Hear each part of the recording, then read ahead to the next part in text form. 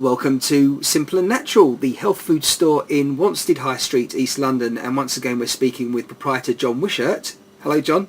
Hello, Martin. Welcome to this podcast. Yeah, thanks. Nice to be back again. And a new month as well. A new month. Spring seems to have sprung, so that helps us all. Yeah, we need some warm weather now after a bit of uncertainty here in It's the been UK. a pretty long winter, yeah. Well, one of the things that certainly could cheer some people up, so I understand, is a new diet. I think so, and I think I'd like to quote Gillian McKeith when she said that you are what you eat. And I certainly, my experience is that, that certainly is the case. Well, I've certainly heard people saying that one day they might be feeling quite positive and then another day on a bit of a downer, and some end up sort of seeing a correlation between their general diet, whether they're on a salad or a carnivorous diet. Tell us more though about vegetarianism and veganism. Tell us some of the differences and obviously certainly the positive sides of changing your diet in this way. Well, about 20 years ago I bought a book in yoga, and one particular chapter in that book was dedicated to the vegetarian diet, and it said that suggested that the reader would try the diet for a month, i.e.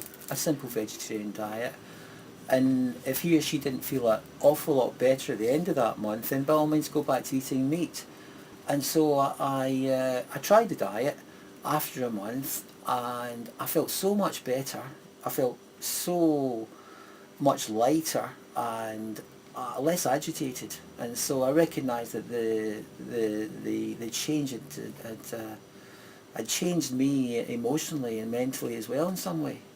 Well, the average person, I would say, is always aware, certain foods don't eat before you go to bed. Cheese is a good one. They say it's heavy, don't eat it, that sort of thing. That's right. So when it comes again to meat, surely it's going to have a different effect on your body than something lighter. Absolutely, and I think when people examine the issue of the production of meat and the way that animals are treated in farms and so on, and they discover that the meat that they eat is full of antibiotics, hormones and steroids. And I understand as well it depends if the animal's stressed when it goes to slaughter as well. That can also affect the hormones, state of the meat. Yeah, it does indeed.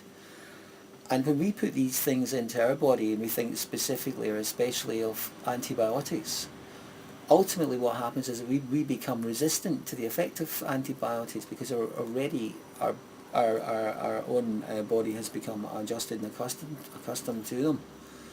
And so from that point of view, meat is really bad for us, and eating meat is really bad for us. Well, another thing is a lot of people don't actually think, well, where's this source of meat or any food come from? I think if they were to look at the conditions in some of these factory farms and look at how the animals are treated, how terribly cruelly that they're treated, and they have as much right to live on this earth and thrive as we have, and we're taking their lives away. It's the way that it's done, the really cruel methods that they employ to kill these animals. Well, yes, because obviously it's natural to a degree to eat meat because, animals kill animals. Of course, but as far as human beings are concerned, I'd put forward this argument that we are now in a position where we don't need to kill animals because there are many alternatives. I think we've been designed to be omnivores, i.e. be able to eat meat and have a vegetarian diet as well. And biologically, our constitution supports this, because if you look at a tiger or a lion, for instance, it has 10 times more hydrochloric acid in its body, which is needed to break down meat, 10 times more than humans have.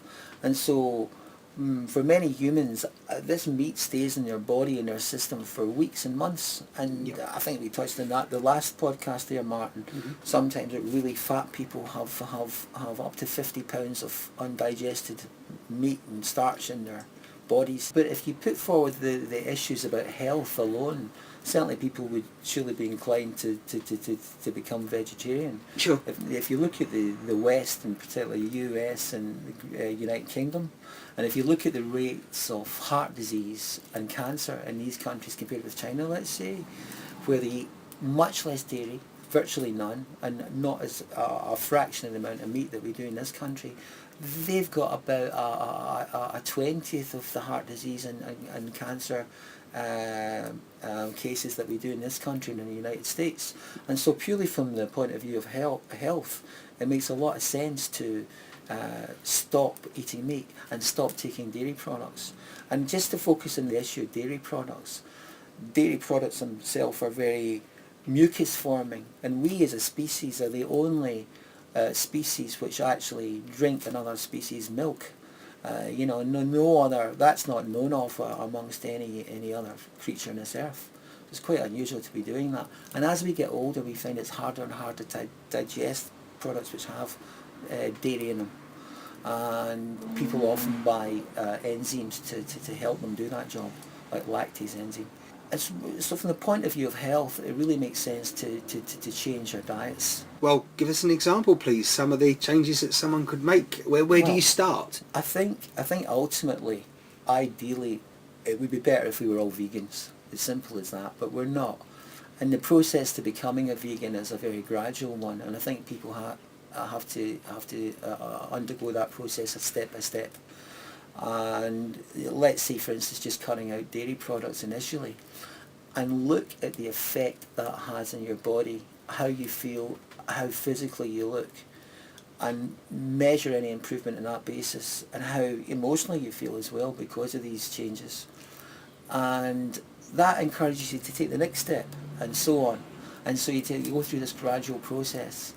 But reflect always, look back on things that may have been recurrent in your previous life as a meat eater. Perhaps you had ulcers, stress and things, problems with digestion, irritability, maybe aggression even, and look at any changes that you recognise within yourself. And certainly that's the process I went through, and I found that I became a much more, and I have to use the word balanced individual because of my diet. And less impulsive, more reflective, which is important. And you do find that by changing your diet, you do have more energy, less lethargic at times. Yeah. Again, though, someone's got to give this a go, haven't they? There's no point in just doing it for a couple of days and thinking, I'm not benefiting. Yeah. What is the minimum? Yeah. You mentioned a month earlier on. Yeah. Is that a reasonable amount of time, would you say, for the average person? Certainly. There's also a very important environmental case to be made for vegetarianism. If you look en masse at the world's land, over 60% of it is given over to producing feed for livestock or for grazing livestock. Mm-hmm. So clearly we can cut out the middleman, the livestock, and we can produce feed for ourselves, which we will eat directly, and we can use the land much more productively. And what better reason than that? Well, that's an interesting point, John. But of course, the other aspect of people's diets is fish. Now, how does that fit in if you're going to become a vegetarian, vegan? You're not allowed to eat fish products, or you wouldn't be inclined to anyway. But I think if you look at what's been done to our seas, trawlers dredging up everything from the bottom of the sea, all the animals superfluous to our diet get chucked back into the sea dead.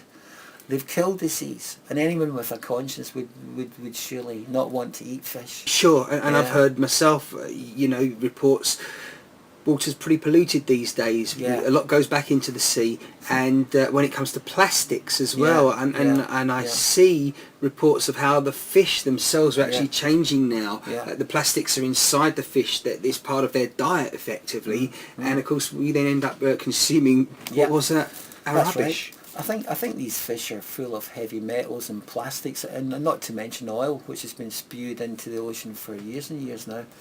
And so, quite apart from the environmental issues, it wouldn't really be particularly necessarily healthy for you to eat some types of fish. But we've always known that fish oil is very good for us. But that can be substituted by things like flaxseed oil and hemp seed oil. And personally myself, I choose hemp seed oil because it is the best balance of omega-3, 6 and 9 fatty acids. How would you take that? Well, I just take a drink of it from a bottle, actually probably equivalent to a capful every day. And it's very good for your skin and very good for your heart, your hair, your nails, your eyes, your circulation, and dare I say your sex life as well.